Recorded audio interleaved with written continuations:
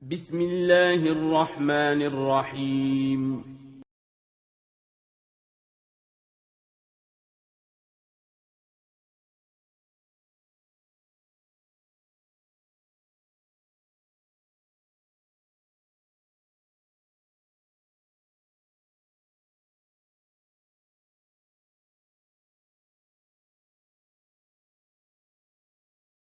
Assalamualaikum warahmatullahi wabarakatuh. Bismillahirrahmanirrahim. Alhamdulillahirabbil alamin. Wassalatu wassalamu ala asrofil anbiya'i wal mursalin wa ala alihi wa ashabihi ajma'in amma ba'du. Kaifa halukunna? Bagaimana kabar teman-teman hari ini? Semoga sehat selalu ya. Pada kesempatan pagi ini kita akan belajar kembali pelajaran tematik. Dan sebelum memulai pembelajaran, alangkah baiknya kita berdoa terlebih dahulu. Bismillahirrahmanirrahim. Allahumma inni as'aluka ilman nafi'an wa rizqan thayyiban wa amalan mutaqabbala. Alhamdulillah kita sudah berdoa. Baiklah, kita masih di tematik 4, tema 1, membangun indahnya kebersamaan, subtema 3, bersyukur atas keragaman, pada pembelajaran 5 dan 6. Adapun materi yang akan dipelajari yaitu 1. Mengenal rumah adat, 2. Menyimak teks, mencintai budaya Indonesia dengan kolase, 3. Mengamati perilaku yang mencerminkan persatuan dan kesatuan, dan yang keempat, sikap wawancara yang baik. Nah, teman-teman, mari kita langsung saja ya membahas materi yang pertama, yaitu mengenal rumah adat. Indonesia merupakan negara keberagaman dengan satu ikatan di bawah naungan Pancasila. Indonesia memiliki banyak suku dari Sabang sampai Merauke. Setiap suku memiliki ciri khas kebudayaan yang berbeda. Salah satunya adalah rumah adat. Rumah adat menjadi kebanggaan rakyat Indonesia. Saat membangun rumah adat, nenek moyang kita sangat memperhatikan segi keamanan, filosofi, dan mengandung nilai seni yang tinggi. Oleh karena itu, sudah selayaknya kita melestarikan rumah adat yang ada di Nusantara. Setiap daerah memiliki rumah adat yang berbeda. Rumah adat merupakan salah satu kekayaan yang dimiliki daerah tersebut. Desa Kenali, Kecamatan Belalau, Kabupaten Lampung Barat, Provinsi Lampung merupakan rumah adat yang masih bertahan hingga kini dan biasa disebut dengan rumah pesagi. Rumah panggung ini terbuat dari konstruksi kayu dan bambu, berdiri di atas tiang yang atapnya ditutup dengan ijuk. Pembagian ruang sangat sederhana. Kamar-kamar dan dapur masing-masing dipisahkan dengan dinding papan. Lantai bangunan menggunakan pelupuh bambu yang lebarnya 20 cm. Yang saling dirangkai dengan ikatan tali ijuk, sehingga membentuk lantai pelupuh. Keistimewaan bangunan ini adalah sambungan pengikat yang tidak menggunakan paku, melainkan dengan ikatan tambang ijuk pasak. Atap bangunan yang dilapisi lembaran-lembaran ijuk berbentuk mengerucut ke atas, yang biasa dikenal dengan istilah bubung kukus. Nah, jadi teman-teman, kita harus selalu bangga dengan keragaman rumah adat Indonesia. Nah, sekarang kita akan mengenal rumah adat yang ada di Indonesia ya. Beberapa di antaranya yaitu 1. Rumah Lamin.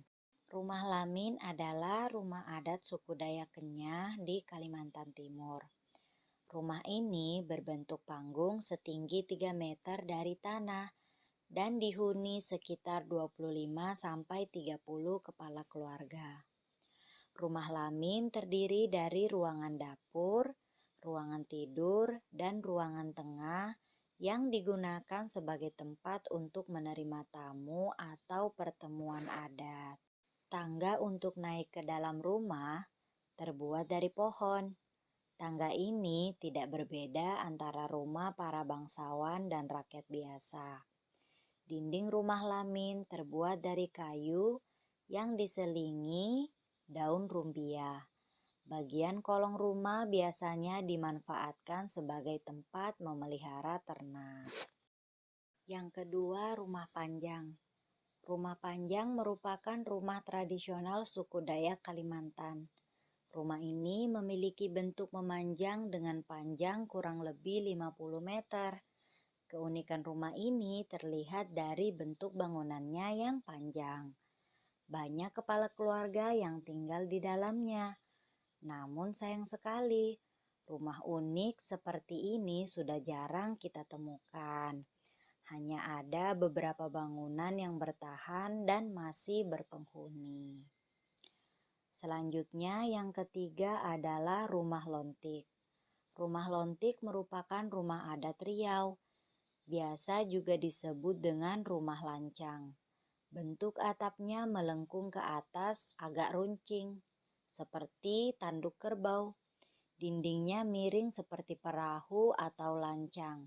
Rumah adat lontik dipengaruhi oleh kebudayaan Minangkabau. Rumah ini banyak terdapat di daerah perbatasan Sumatera Barat. Jumlah anak tangga rumah lontik biasanya berjumlah ganjil. Teman-teman, itulah 3 rumah adat yang ada di Indonesia. Dan tentu rumah adat di Indonesia itu banyak ya. Tapi Ustazah hanya menjelaskan 3 di antara yang lainnya. Oke, next kita lanjut ke materi menyimak teks Mencintai Budaya Indonesia dengan kolase. Teman-teman boleh buka bukunya halaman 150. Di situ ada Petra, Made, Teresa, Yusuf, dan Ratri. Dan teman-teman sekelasnya mendapat tugas membuat karya kolase dengan tema Mari Cintai Budaya Indonesia. Kebanggaan menjadi anak Indonesia diwujudkan dengan mencintai kebudayaan Indonesia. Melalui pelajaran seni budaya dan prakarya atau SBDP, siswa dapat menuangkan ide kreatifnya dengan teknik kolase. Teknik kolase merupakan teknik mendekorasi permukaan suatu benda dengan menempelkan materi seperti kertas, kain, atau daun kering.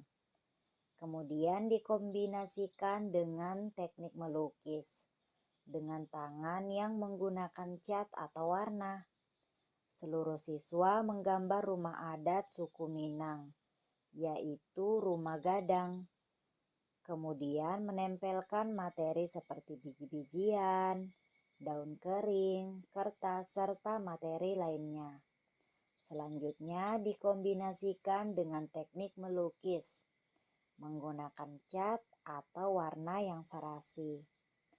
Melalui kegiatan ini, diharapkan siswa semakin mencintai kebudayaan Indonesia dan menumbuhkan minat untuk mengembangkannya. Seluruh siswa dengan antusias berlomba menampilkan karya terbaiknya.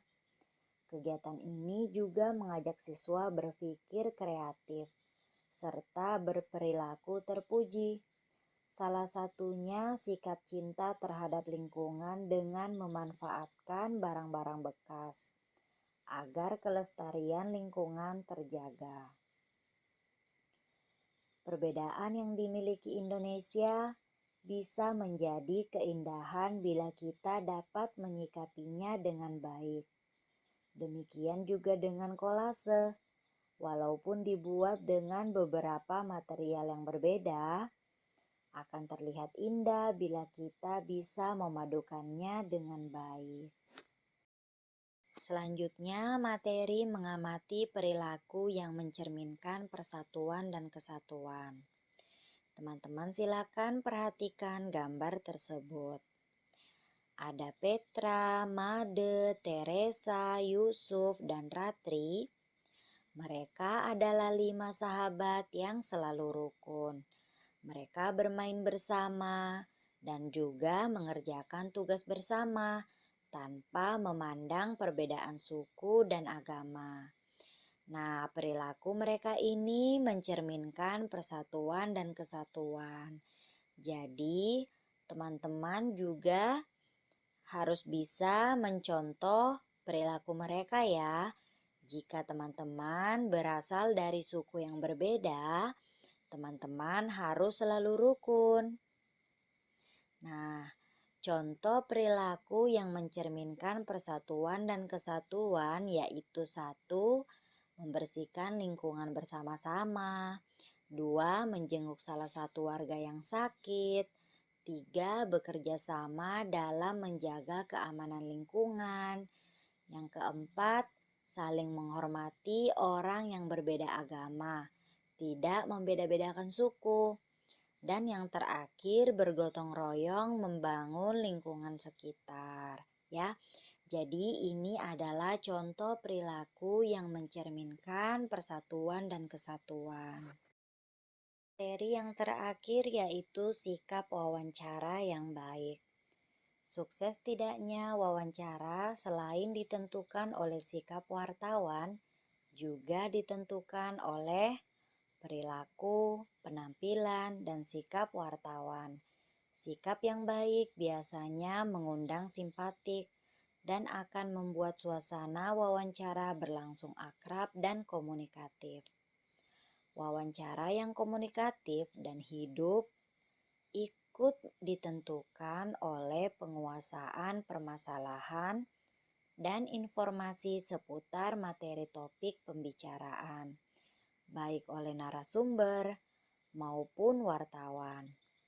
Saat melakukan wawancara, pewawancara harus dapat menciptakan suasana agar tidak kaku, sehingga responden mau menjawab pertanyaan-pertanyaan yang diajukan. Jadi untuk itu, sikap-sikap yang harus dimiliki seorang pewawancara adalah sebagai berikut. 1. Netral, artinya pewawancara tidak berkomentar untuk tidak setuju terhadap informasi yang diutarakan oleh responden, karena tugasnya adalah merekam seluruh keterangan dari responden, baik yang menyenangkan maupun yang tidak. 2.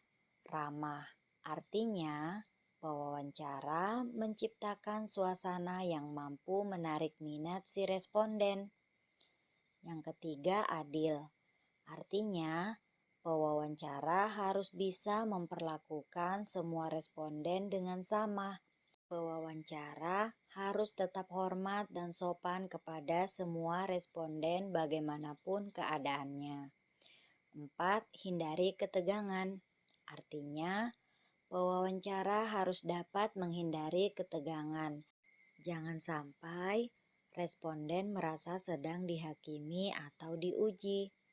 Jadi teman-teman, kalau suasana sedang tegang, responden berhak membatalkan pertemuan tersebut dan meminta pewawancara untuk tidak menuliskan hasilnya.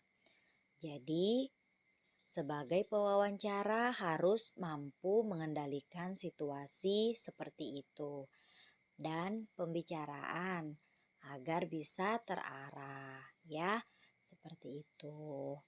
Nah, baiklah teman-teman, itulah materi yang bisa Ustazah sampaikan hari ini. Dan untuk tugasnya, teman-teman silakan kerjakan halaman 151. Ayo lakukan. Membuat kolase. Teman-teman, boleh disiapkan kertas karton untuk media tempel. Siapkan pula bahan-bahan yang akan ditempelkan ke gambar. Nah, teman-teman boleh menggunakan bahan-bahan apa saja. Yang penting jangan biji-bijian ya, karena akan mubazir. Jadi bisa teman-teman menggunakan bahan lain seperti daun-daun, kertas origami, ya seperti itu. Jadi teman-teman buatlah sketsa rumah adat di atas karton tebal, lalu tempelkan bahan-bahan itu di gambar sketsa rumah adat kalian. Nah, jadi teman-teman, buatlah karya kolase kalian seindah mungkin ya. Setelah selesai, silakan difoto dan dikirim ke ustazah ya. Sampai di sini paham ya teman-teman tugasnya. Dan sekian untuk hari ini, kita tutup dengan doa kafaratul majelis. Subhanakallahumma wa bihamdika asyhadu alla ilaha illa anta astaghfiruka wa atubu ilaik. Wassalamualaikum warahmatullahi wabarakatuh.